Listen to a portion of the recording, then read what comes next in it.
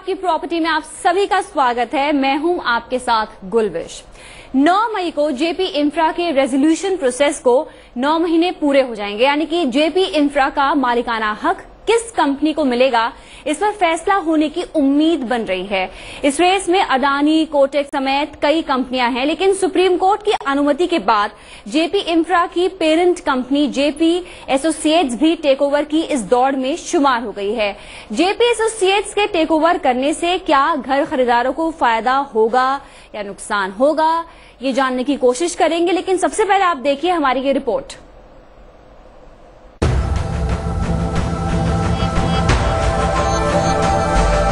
JP infra 9 अगस्त को NCLT के आदेश के बाद इंसॉल्वेंसी प्रक्रिया में चली गई थी, यानी 6 महीने से 9 महीने की मियाद में एक रेजोल्यूशन प्रोफेशनल यानी आरपी की मदद से कंपनी को बचाने की प्रक्रिया की शुरुआत हुई थी। अब 9 मई को ये 9 महीने की अवधि खत्म होने जा रही है और आरपी कंपनी का रेजोल्यूशन प्लान कोर्ट में सौंप देगा और सबकी निगाहें इसी बात पर लगी हैं कि आखिर कौन होगा जेपी इंफ्रा का दावेदार। सुप्रीम कोर्ट के निर्देश के बाद जेपी एसोसिएट्स को भी जेपी इंफ्रा के टेक ओवर की रेस में शामिल होने की मंजूरी मिलने से मुकाबला दिलचस्प हो गया है। सुप्रीम कोर्ट ने कहा है जेपी एसोसिएट लिमिटेड यानी कि जो मेन पेरेंट कंपनी है वो अपना एक प्रपोजल रिवाइवल प्लान का आईआरपी पे सबमिट कर सकती है। पहले ये अलाउड नहीं कर रहे थे उनको, जिसमें आपने देखा होगा सीओसी का बिड्स आ रही हैं, कोई अदानी की, कोई लक्षद्वीप की और भी कंपनीज की आ रही हैं। अब जेल भी अपना एक रिवाइवल प्लान डाल सकता है और उसको कंसिडर करा जा सकता है। घर खरीदारों को इस फैसले से वैसे तो ऐतराज नहीं है, लेकिन उनको चिंता आरबीआई की उस सिफारिश से है जिसमें जेएल को इंसॉल्वेंसी में भेजने की बात कही गई है। 9 तारीख को जो इनका इंसॉल्वेंसी का प्रोसेस स्टार्ट किया है वो रिपोर्ट सबमिट करने की बात सुप्रीम कोर्ट के द्वारा आईआरपी को बोली गई है। लेकिन इसमें सबसे बड़ा पॉइंट ये है कि जो जल को इन्होंने इन्वॉल्व किया है, जल भी उसमें एप्लीकेबिलिटी अपनी एप्लीकेशन डाल सकता है और सुप्रीम कोर्ट ने उसको लागू कर दिया है। उसमें एक बात सुप्रीम कोर्ट को ध्यान रखना होगा कि आरबीआई ने ऑलरेडी उसमें जल को इंसॉल्वेंसी के लिए प्रोसेसिंग के लिए एप्लीकेशन सबमिट किया हुआ है, उस पर सुप्रीम कोर्ट निर्णय लेना है। जाहिर है इस चिंता पर तो सुप्रीम कोर्ट में ध्यान दिया ही जाएगा। फिलहाल जानकारों का भी मानना है कि जेएल से बेहतर दावेदार इस कंपनी को बचाने के लिए दूसरा कोई और नहीं हो सकता। हमें पता है कि कितने सारे एक प्रोजेक्ट डेवलप करने में कितने सारे इश्यूज होते हैं, चाहे वो लैंड से लेकर प्रोजेक्ट अप्रूवल से लेकर पोजेशन तक कितनी एक्टिविटीज होती हैं। तो वो सारा समझने में फर्दर और डिले होगा, जिससे अल्टीमेटली जो मोस्ट इफेक्टेड हैं बायर्स, उन्हीं पे सारा जाकर इम्पैक्ट क्रिएट होगा।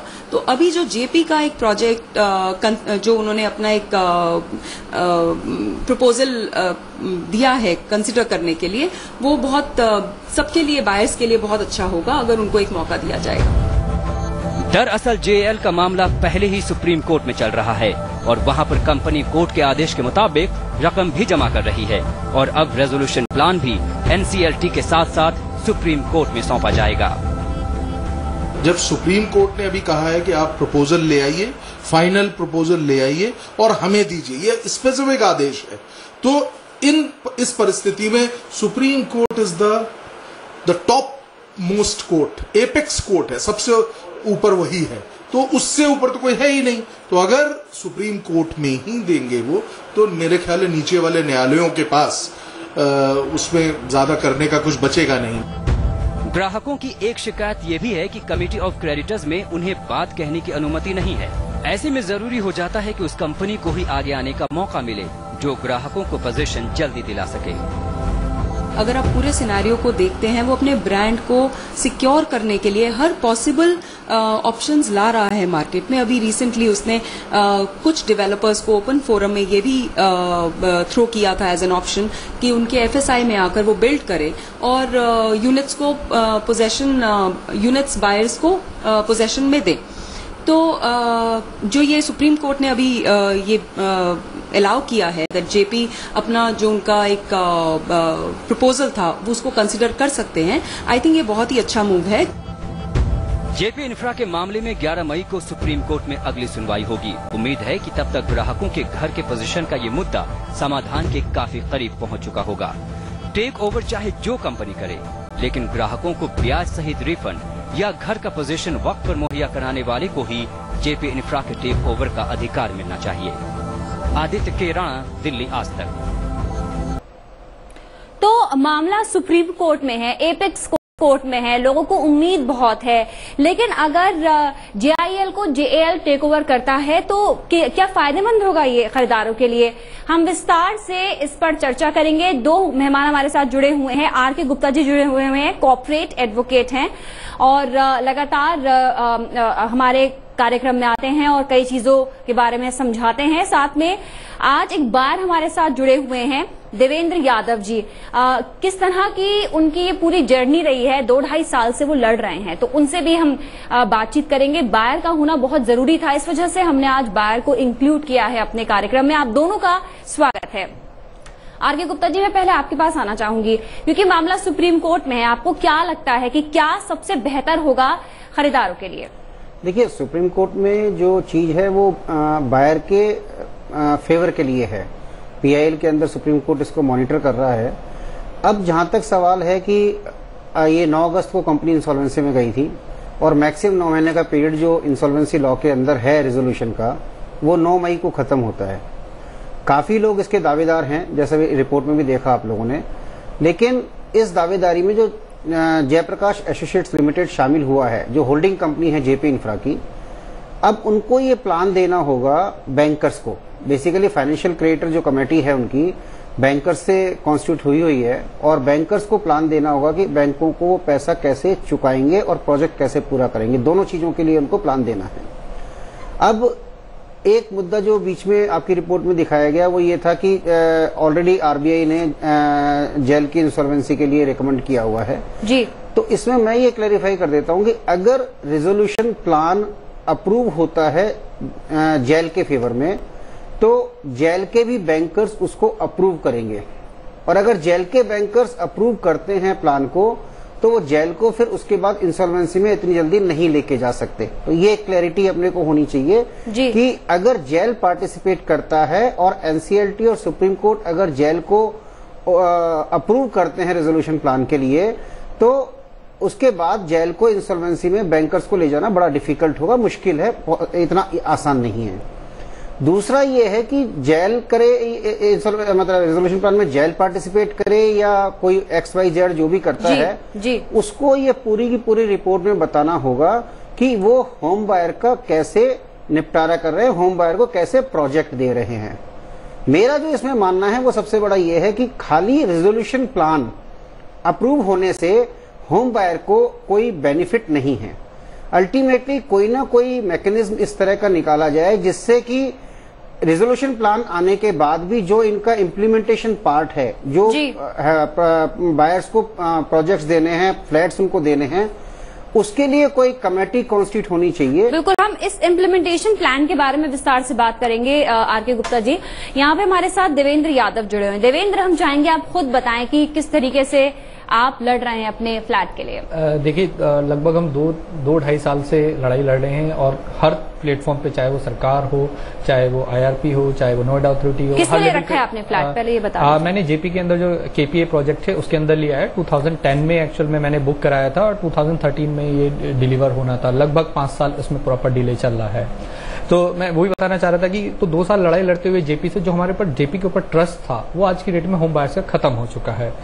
बट जो नया बिडर आ रहा है उसके आने से एक जो इशू है कि जो प्रोजेक्ट वो कंप्लीट करेगा, इस पूरे टेक ओवर करने में 6 से 8 मंथ लग जाएगा, जिसमें क्या होगा 6 से 8 महीने कहीं पे काम नहीं होगा। बट वहीं अगर जेपी इस प्रोजेक्ट को लेता है तो विद इन 6 मंथ जो डिले हो रहा है वो कंटिन्यू बना रहेगा। तो उसका सोल्यूशन हम क्या देख सकते हैं कि जो नया बिडर आए वो एक अमाउंट डिपॉजिट करे, काम नहीं रुके, उसके लिए कोई कमेटी बन जाए, होम बायर्स नोएडा जो भी कुछ है वो जो कंटिन्यूअसली वर्क ना रुके। इम्प्लीमेंटेशन की बात रहे हैं सर। हाँ, सो मेनली क्या है कि नया बिटर हमें, या जो भी हमारी डिमांड्स है, एक तो हमें घर 2 साल के अंदर चाहिए। सेकंड डिमांड जो हमारी है कि हमें कंपनसेशन मिले, क्योंकि ऑलरेडी 5-6 ईयर से बहुत सारा स्ट्रेस लोगों पे आ चुका है। गवर्नमेंट से भी हमने कई तरह की बात करी कि हमारी EMI पे कुछ रिलीफ या कुछ मिले, तो उसमें भी हमें कोई ऐसा रिलीफ नहीं नजर आ रहा है। तो देखते हैं कि जयप्रकाश एसोसिएट किस टाइप का लेके आता है। जो एक बहुत बड़ा खतरा है कि जयप्रकाश एसोसिएट ऑलरेडी इंसोलेंसी के प्रोसेस में आ सकता है, क्योंकि आरबीआई ने जो एक गाइडलाइंस दी थी। अगर पता चला कि जेपी एसोसिएट हमारे इस प्रोजेक्ट का टेक ओवर करता है और आफ्टर 6 और 8 मंथ फिर से एसोसिएट बैंकरप्सी में चला गया, तो जो सिचुएशन तो आज है फिर हम 6 महीने में उसमें पहुंच डर बने हुए हैं। जब तक घर हाथ में नहीं आ जाता, डर लगातार बने हुए हैं। ब्रेक हम ले रहे हैं। ब्रेक के बाद कॉलर्स हमारे साथ जुड़ेंगे। आप भी हमें कॉल कर सकते हैं। हमारे साथ आर.के. गुप्ता जी जुड़े हुए हैं, कोऑपरेट एडवोकेट। उनसे सवाल आप पूछ सकते हैं। ब्रेक हम ले रहे हैं, जल्द हाजिर होंगे। नहीं मिला है आपकी प्रॉपर्टी में आप सभी का सॉल्वेंसी का मामला जो चल रहा है JIL का, उसको लेकर हम बातचीत कर रहे हैं। सुप्रीम कोर्ट में मामला है। 2 खास मेहमान जुड़े हुए हैं, लेकिन इस समय कॉलर भी जुड़ गए, उनसे बात करेंगे। राजीव जुड़े हैं लक्ष्मी नगर से। राजीव, क्या सवाल है आपका?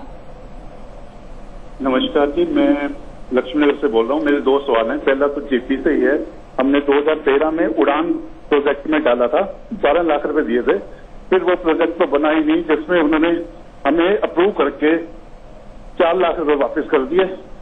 8 लाख रुपए अभी पेंडिंग है। एक तो ये पूछना वो कब तक मिलेंगे। और दूसरा, लक्ष्मीनगर में हमने एक कॉर्पोरेशन में मकान बनाने के लिए दिया था बिल्डर को। 60 गज का मकान है जी। 2 साल हो गए, अभी तक उसने कुछ नहीं किया। 4 लेंटर डाल के छोड़ दिया। हम किराए पे बैठे हैं। किराया देना बहुत मुश्किल हो रहा है। वो मकान नहीं बना रहा, वो कुछ नहीं कर रहा। अब इसलिए बहुत परेशान है जी। कुछ बताना चाहेंगे आर.के. गुप्ता जी इनको? देखिए, इसमें जहां तक सवाल है डिले का, ये आप ही के साथ नहीं है, सारे होम बायर्स के साथ है। 25-30 हजार होम बायर्स इससे इफेक्टेड हैं। लेकिन आपको ये पता करना होगा कि इस प्रोजेक्ट में क्या काम है, क्या वो जेपी इंफ्रा में है या जेल में है। पहले तो आपको ये देखना है कि वो प्रोजेक्ट जेपी इंफ्रा में है या जेल में है आपका। तब तो जेपी में सर उड़ान का प्रोजेक्ट है हमारा। अच्छा, उड़ान का मेरे को ये नहीं है कि किस में है, लेकिन अभी आपको 9 मई तक वेट करना पड़ेगा। जो भी रेजोल्यूशन प्लान आएगा उसमें सारी की सारी चीजें दोबारा से कंपनी जो भी उसको चलाएगी, वो कंपनी से फिर आप 9 मई के बाद देख सकते हैं कि आप कैसे करेंगे। लेकिन अभी इस प्रोजेक्ट का मेरे को आइडिया नहीं है जी। आप राजीव जी 9 मई के बाद दोबारा जो भी रविवार आएगा आप उस पर कॉल कर सकते हैं, तब हम थोड़ी मदद आपकी ओर करने की कोशिश करेंगे। आगे एक और कॉलर जुड़े हुए हैं, अमित। अमित, क्या सवाल है आपका? मेरा सवाल ये है गुप्ता जी की, जो आपने अभी बोला 9 मई को जी ये जो डिसीजन आएगा उसके बाद नई कंपनी टेक ओवर करेगी जी। मेरा उसमें 2 सवाल है। एक, मेरा प्रोजेक्ट है किंगस्टन पार्क अपार्टमेंट, जो कि जेपी इंफ्रा के अंडर आता है, राइट। दूसरा ये है कि अगर ये जो भी टेक ओवर होगा उसमें कंप्लीशन ऑफ द प्रोजेक्ट की रिस्पॉन्सिबिलिटी नए टेक ओवर कंपनी की होगी, और दूसरा जो हम लोग इंटरेस्ट बैंक को दे रहे हैं, जो EMI चले जा रही है, आज काफी डिले हो गया इस प्रोजेक्ट को, उसके पर्सपेक्टिव में क्या बैंक और क्या बिल्डर हमारे लिए करेंगे? देखिए, इसमें 2 चीजें आपने पूछी हैं। तो पहली चीज का मैं जवाब देता हूं कि जब 9 मई को इसका रेजोल्यूशन अगर एक्सेप्ट हो जाता है, फाइनल होगा, उसके बाद कोर्ट जब इसको एक्सेप्ट कर लेंगी, तो 99% चांसेस ये हैं कि ये कंपनी कंटिन्यू करेगी, कंपनी की ओनरशिप चेंज होगी।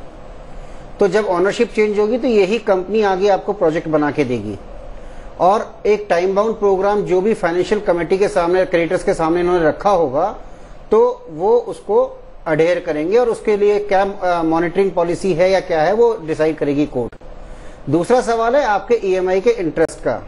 तो जिस बैंक से आपने होम लोन लेके जेपी को पैसा दिया है, मेरे को नहीं लगता कि वो चीज फाइनेंशियल क्रेडिटर्स उसको कंसीडर कर रहे हैं, क्योंकि वो जो फाइनेंशियल क्रेडिटर की कमेटी है उसमें होम लोन बैंकर्स नहीं हैं।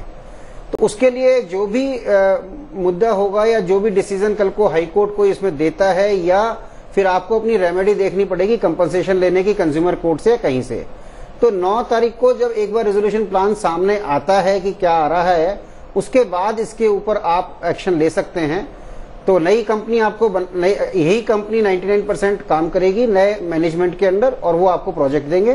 कंपनसेशन आपको बाद में डिसाइड करना पड़ेगा कि किस तरह से और कहां से लेना है। बिल्कुल। तो 9 तारीख के बाद ऐसा लगता है कि हालात इस समय कैसे हैं, सिचुएशन थोड़ी सी क्लियर हो सकती है 9 तारीख के बाद। यहाँ रुकेंगे छोटे से ब्रेक के लिए। ब्रेक के बाद भी हमारी खास पेशकश जारी है, आप कॉल करके कोई भी सवाल पूछ सकते हैं। ब्रेक, हम जल्द हाजिर हुए। और ब्रेक के बाद आप सभी का स्वागत है। हम जेपी इंफ्रा JIL की हम बात कर रहे हैं, जिसमें बहुत जरूरी ये है कि 9 तारीख के बाद क्या फैसला आता है, क्या जेल को ये मिलता है या नहीं मिलता है, उसको लेकर हम बातचीत कर रहे हैं। एक कॉलर हमारे साथ जुड़े हुए हैं अरुण, उनसे हम बात करेंगे। अरुण, क्या सवाल है आपका? सवाल ये है, आप जेपी का दिखा रहे हैं, एक है आम्रपाली ड्रीम वैली जी। ड्रीम वैली का जो लोग फंसे हुए हैं, हम लोग जो उसमें मतलब क्या है अभी उसमें उसका रिजल्ट सपोर्ट का, ये कब तक सॉर्ट आउट हो जाएगा? देखिए, पूरा का पूरा आम्रपाली ग्रुप जो मेजर कंपनी है सारी की सारी इंसॉल्वेंसी में है। आपको पता होगा कि अल्ट्रा होम जो इनकी कंपनी है, जो मेन होल्डिंग कंपनी है बाकी सारी कंपनियों की, वो खुद इंसॉल्वेंसी में है। तो जब तक कोई उसका रेजोल्यूशन प्लान नहीं आता तब तक कुछ नहीं पता है, और अभी तक कहीं कोई उसके आसार नहीं है कि कोई रेजोल्यूशन प्लान उसमें आएगा। तो उसमें अभी दिलचस्प बात यह है कि आपको देखना होगा कि क्या आगे होता है। अभी आम्रपाली के बारे में कोई भी इस तरह की बात बोलना कि रेजोल्यूशन प्लान होगा नहीं होगा, कितना होगा, कौन से प्रोजेक्ट का होगा, ये सारे अभी क्वेश्चन मार्क्स हैं। तो अभी मेरे ख्याल से अप्रोप्रिएट टाइम नहीं है इसमें कुछ भी बताने का। यहाँ पर गुप्ता जी, यहाँ पे हम जो ये सिचुएशन बन रही है, कहीं ना कहीं जैसे कि हम हर हफ्ते बात करते हैं कि बायर्स अपने आप को ठगा सा महसूस कर रहे हैं। जेपी इंफ्रा की हम बात करें, आम्रपाली की बात करें, तो कहीं ना कहीं भरोसा तो बहुत बुरी तरीके से तोड़ा गया है बायर्स का इस पूरे प्रोसेस में। नहीं, देखिए, इसमें कोई दोहराए वाली बात नहीं है। इस तरह का हुआ है और इसका सिर्फ एक ही रीजन है, जो है कि बिल्डर ने हमेशा पैसे को डाइवर्ट किया या नए प्रोजेक्ट्स में लैंड लेने के लिए किया, उन्होंने प्रोजेक्ट को कंप्लीट नहीं किया। मैं दोबारा इस बात को यहाँ पे दोहराऊंगा कि कभी भी एज ए बिजनेसमैन बिल्डर ने ये नहीं माना कि ये मेरी लायबिलिटी है, जो पैसा मैंने कलेक्ट किया है ये मेरी लायबिलिटी है। आप देखिए, ये एक ऐसी इंडस्ट्री है जिसके अंदर आप पैसा एडवांस में देते हैं, आपका सेल कंसिडरेशन ऑलरेडी फिक्स हो चुका होता है। तो आपका जो अपर कैप है, जो इनफ्लो है, वो फिक्स्ड है। अगर आप उसको टाइमली प्रॉपर तरीके से प्रोजेक्ट को इम्प्लीमेंट नहीं करेंगे और इफेक्टिवली कॉस्ट इफेक्टिवली नहीं करेंगे तो आपका कॉस्ट के ऊपर कोई कंट्रोल नहीं है। और ये जो सारे प्रोजेक्ट्स के अंदर हुआ है वो ये है। दूसरा, सारे जो दोनों कंपनियों की बात कर रहे हैं आप, जेपी हो या आम्रपाली हो, इन दोनों ग्रुपों ने होम बायर की प्रॉपर्टीज को सेल करने के बाद उसको मॉर्गेज करके बैंकों से पैसा लिया, जबकि उस बैंक लोन की किसी भी कंपनी में जरूरत नहीं थी। आम्रपाली का जैसे भी क्वेश्चन था, आप किसी भी आम्रपाली की किसी भी ग्रुप कंपनी की आप बैलेंस शीट उठा के देख लें, जहां जहां उन्होंने बैंकों से लोन लिए हैं, आज लोन लिया है 3 दिन के अंदर वो दूसरी कंपनी में डाइवर्ट हो गया। तो अगर दूसरी कंपनी के अंदर पैसा डाइवर्ट हो गया तो उस कंपनी को उस लोन की जरूरत ही नहीं थी। तो बिल्कुल, यहाँ पर देवेंद्र जी, आखिर में आप क्या कहना चाहेंगे? मैं ये बोलना चाहता हूँ, जो हमारा केस है जेपी की 2 कंपनी एसोसिएट जो है, ऑलरेडी वो भी बहुत सारे प्रोजेक्ट्स में इन्वॉल्व है और वो भी प्रोजेक्ट भी कंप्लीटेड नहीं हुए हैं, वहां भी डिले चल रहा है। तो हमें जो लगता है कि जेपी एसोसिएट को दोबारा से लेके आना हमारे पैरों पे, होम बायर्स के पैरों पे कुल्हाड़ी के काम होगा। हम चाहते हैं कि नया बिडर आए, एक सफिशिएंट अमाउंट में आए और वो जो अमाउंट है वो एक एस्क्रो अकाउंट में इमीडिएटली पड़े। और हम ये साथ में चाहते हैं कि बैंक्स को भी उसी रेशो में पैसा रिलीज हो। ऐसा ना हो कि पहले बैंक्स को पैसा दे दिया जाए, वो फ्री हो जाए और फिर होम बायर्स बीच में लटक जाए। तो जब तक होम बायर्स का घर कंप्लीट नहीं होता तब तक बैंक्स को भी पैसा नहीं मिलना चाहिए। बिल्कुल। यहाँ पर देवेंद्र यादव, जिन्होंने खुद फ्लैट ले रखा है और उसकी जो ईएमआई में वो भर चुके हैं और तब भी उनको फ्लैट नहीं मिला है। साथ में गुप्ता जी, आप यहाँ पर आए, आप दोनों का इस कार्यक्रम में आने के लिए बहुत बहुत शुक्रिया। तो हमारी इस पेशकश में अभी के लिए बस इतना ही। दिल्ली और एनसीआर की तमाम खबरों के लिए आप बने रहिए हमारे साथ।